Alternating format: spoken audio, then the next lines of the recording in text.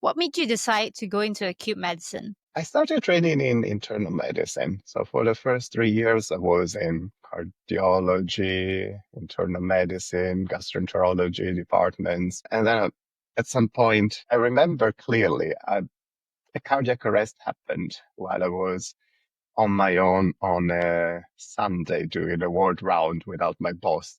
He was covering for, he was a stroke consultant on call. And by the time he came back from the stroke call, I was doing CPR on a patient. He was shocked because it almost never happened anyway. I remember going back home after that day and feeling strangely energized, as if, okay, I've done something different. I've done something useful. I've done something I would like to be more prepared about. And I made the decision to ask to be transferred to the emergency department. So the next year, I started training in the emergency department. And at the beginning, I had no idea how I would have reacted. Did I gamble with it? Was I in the wrong place? And I remember the first week when I saw my first big incident. I was just observing, standing back and looking at all the excitement. A patient arrived after being in an accident. A tractor had toppled over, and this gentleman had to be extricated and brought to A&E, and everybody started immediately working on them, and the surgeons, my colleagues, nurses. While I was standing back and observing and trying to understand what's going on, how we approach this, a paramedic arrives carrying a big orange bag, and he approaches me and says, Doctor, where do I put it? Where do I put it? And I look at it and I ask, what is that? The leg. Quick thinking. It needs to go on ice. For sure, we don't have enough ice for a whole leg. What do I do? I stood back and I waited for a good moment to ask my boss. I said, sorry to interrupt. The leg has arrived. What do you want me to do? And he said, well, just ask them to put it on the floor. I don't think this man is going to survive. It's too late. I thought, okay, fine. I can deal with that. Just that moment of decision making, I thought, oh, i- is it going to be like this every day? How am I going to cope with such a amount of pressure and wild emotions? And thanks God it's not like that every day, but you quickly develop your resilience. You learn how to manage your emotions. And it's completely different than, for example, being involved into looking after someone you care for that is in the same situation. My first experience of cardiac arrest was with my great aunt. She was like a second mom to me. And one day she collapsed in the bathroom and she basically had a cardiac arrest and she didn't know what to do.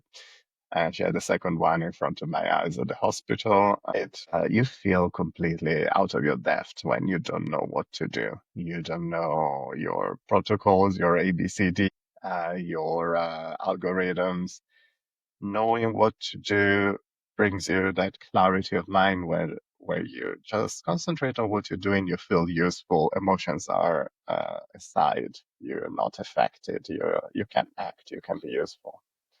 And I had to learn all of that in A&E the hard way. Yeah, a lot of us, I mean, at least here in Malaysia, that's how we're learning emergency medicine. It's just thrown that. I remember a case. Maybe I had 2 years of experience, not entirely in emergency medicine, just rotating around. I was still in my junior training time. I was in emergency. I was in the red zone, and it was a busy night. It was bad. Like we had an accident, so I had only one. I was a house officer, meaning I'm still junior, and I had my medical officer who is actually supposed to be in charge of that place. She had a patient coming, and then a patient came in. It was probably a fight with machete. So he had a split jaw, like it went straight down. It was open, and his tongue was out. It was bloody, and that was my case. And I looked at it, I froze. I literally was like, what do I do here? Like, I don't know. He's still alive. He's still Yeah. awake. Yep. His tongue was just flapping because he's trying to check what's going on. Mhm. And here I am. I just stood there. I froze. And then all of a sudden, I heard my boss shouting, ABC, ABC. And then I was like, okay, yeah, yeah, yeah. Okay, Yes. ABC. Yeah. Nothing prepares you for the wild world of A&E.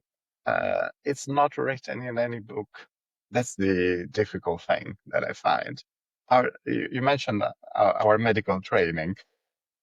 It First of all, we spend so much time learning about all the physiology, all the diseases, all everything, and then you're thrown into a world where people don't come with a diagnosis, they don't come with a disease, they come with symptoms, and you need to reverse engineering or everything that you have learned to start from the symptoms and ask the right questions and get to plan the right test and bit by bit get information and make a diagnosis.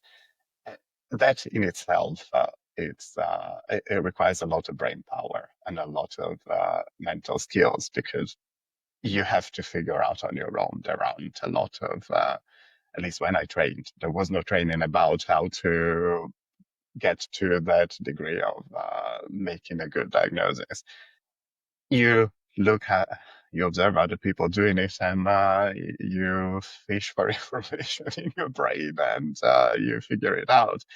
But then, what people come up with in A&E is not in any textbooks. I mean, yes, there's the occasional description of this kind of injury, that kind of injury, but it cannot possibly cover every single type of injury from multiple possibilities. You really have to figure it out in the moment, and yeah, it's very easy to feel unprepared and out of place, and I think it's completely normal. It's human. Sometimes when we are at the beginning of our journey, we make it about us. I'm a bad doctor. I don't know enough. I'm not prepared. I'm not brave enough. I feel shocked looking at this, but to be honest, it happens to all of us. Before we dive back into this incredible conversation, there are a couple of exciting opportunities with disruptive doctors that I want to share with you guys. First, if you're a doctor who's thinking about moving into a non-clinical career but don't know where to start, or even if you're a doctor who's on the fence thinking if you should leave medicine or stay, the non-clinical career Pathfinder by Disruptive Doctors is designed specifically for you. The problem why we doctors think that there's no opportunities for us out there is because we've been trained in sick care all our lives, but that's not true. Healthcare is a huge ocean. What you learn in this workshop is discovering yourself, where to find all the opportunities within healthcare, your game plan, and insights from me and Vivek on how to do it. And the best part is it comes with a 14-day guarantee. By the end of this workshop, you gain so much clarity on what you need to do, or if staying in medicine or leaving for non-clinical practice is for you. Our proven framework has helped more than 1,000 doctors on finding a fulfilling career. So stop wasting your time trying to figure it out all on your own in the dark.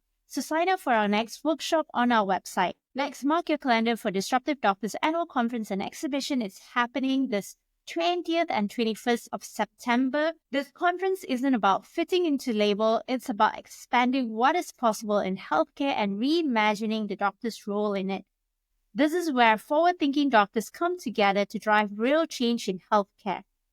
For those who refuse to settle, this flagship event brings together doctors from diverse backgrounds to explore fresh approaches, share ideas, and connect with a community of doctors to impact healthcare differently.